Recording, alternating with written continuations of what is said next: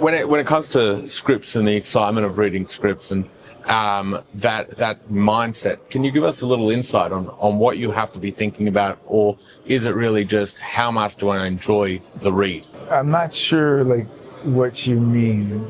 Meaning, is it when you're reading a script?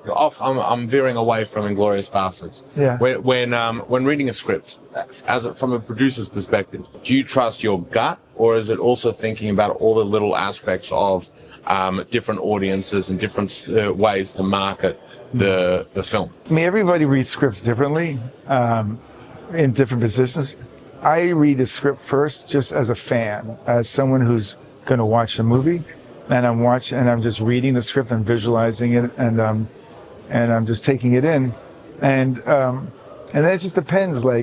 Is this a great director who gave it to me? Is this just a spec? Is it an idea?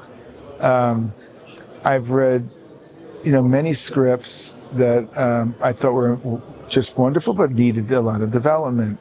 I made a movie called The Harder They Fall. That the script, his first draft, that script was a mess, but there was something about it that was like, wow, there's something really cool about this. And at the time, the guy was a friend of mine. I said, it's a mess, but you got something here. Let's work on this together. And then there'd be Idris Elba, Regina King, Zazie Beetz, Keith Stanfield. It was a wonderful movie on Netflix.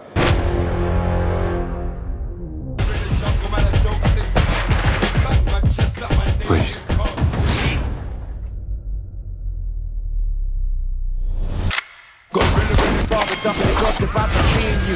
So it really depends.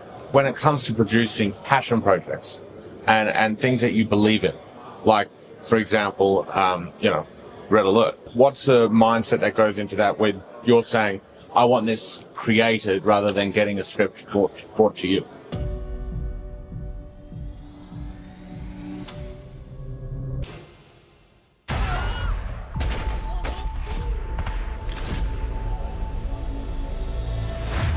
So in the beginning, a group of us got together for various reasons. There was myself, Georgiana Rubin in America.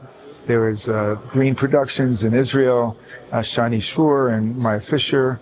And then there was Keshet, and then there's the JNF, IEF. So that's like a story unto itself, how we all came together. But when we came together, and then it was like, are we shooting this in Hebrew or English? Do we want to make it a movie or a TV show? Because my feeling was, from my point of view, it's like soon after October 7th, it became clear that the very people who were attacked are the very people that people are against. For some odd reason, this is the crazy world that's turned upside down.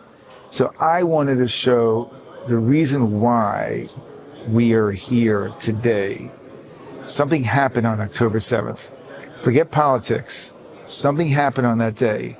And it was a big, tragic day.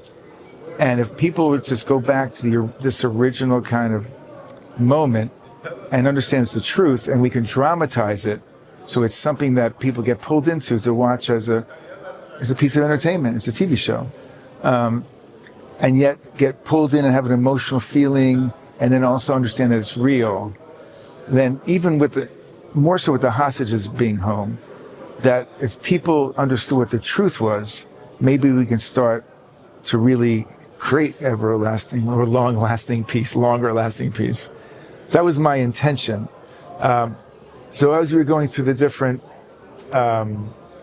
stories, and it started to become clear, because we wanted to show Israel as a whole. So people don't realize that there are lots of Arabs that live in Israel, right? Mm-hmm. And there are Arabs that were killed on October 7th. We wanted to show something from Nova, because Nova is something that the world knows. But most people don't realize or remember is that there are a lot of police officers that were killed. Not just young people, but also police officers who were killed. And they're not SWAT team people who are used to doing battle. No. They're everyday people who are in a small community. We wanted to show something that has a universal feeling. And what's universal are family. Families have a universal feeling. So a lot of the stories are about family. A mother trying to save her son, a father with his little infant. a mother, who sees her son dragged off into Gaza, and she has to save her daughter. They're all just normal, everyday people. They're underdogs, and they rise and become superheroes. And it's like the Victor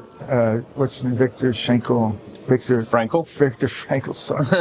It's like Viktor Frankl says, people have this agency in this moment, in these dark moments, you still have agency. And what you see is these Israelis, people, everyday, ordinary people, trying to save their neighbor under duress, right? Instead of trying to save themselves or save their own, they're saving their neighbors, or the humanity comes out. And this is what I think makes it really relatable to a wide audience, is the humanity of just everyday ordinary people. ולא פחדת? יודעת שאני חולה עלייך. זה בקיבוץ? افتحوا الشباك